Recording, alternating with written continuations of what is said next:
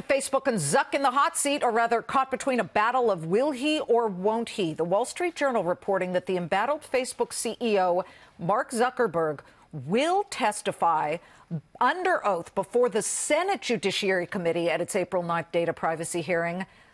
But so far, nothing on the House committee that's demanding to see him. He's also enraged the United Kingdom by flat out refusing to appear before the parliament there and will instead send an underling. Both requests coming after the personal data of at least 50 million Facebook users was compromised and misused by third-party political groups. So now it's 3. But guess what?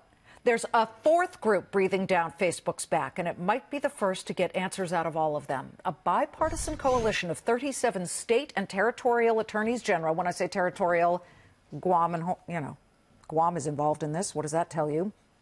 These attorneys general are demanding that Facebook fess up about its privacy policies and practices. Were they made clear to users?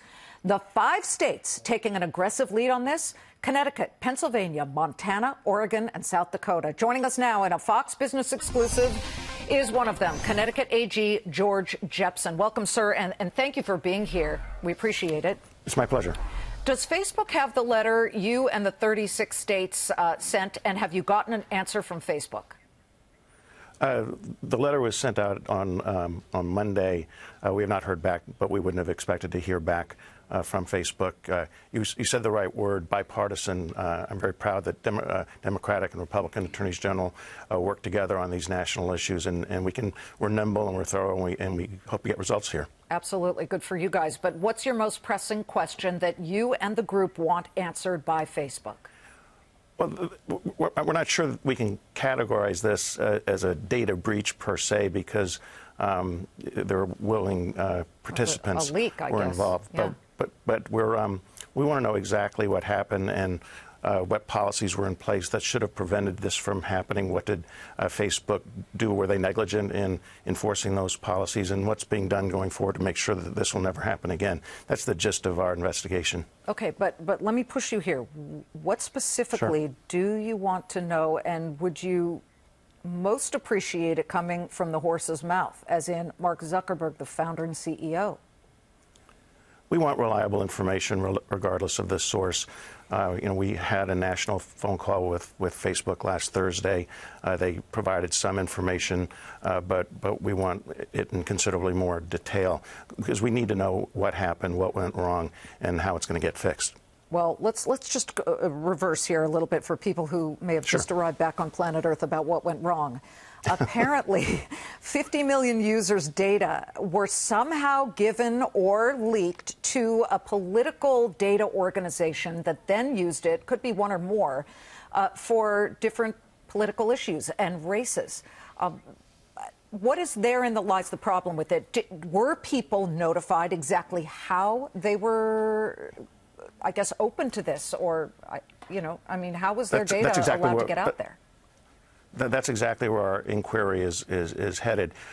We're interested in the consumer protection aspect of this issue, how consumers were harmed. We are not looking at all the election stuff. That's for other places to examine. But we want to know. Our job is to protect consumers, and our inquiry focuses very much on that. Yeah, I mean, answers don't mean actual changes. In 2010, Zuckerberg was warned by Steve Jobs at a conference about making sure to let users know exactly what their data could be used for. Let us play that, and then I'll have you respond. Here's what Steve Jobs said. Sure. I'm sorry, we don't have it, but let me paraphrase what he said. Specifically, he said, tell the user, ask the user every time you're going to be using any of his or her information, and don't punt privacy to apps or anything like that.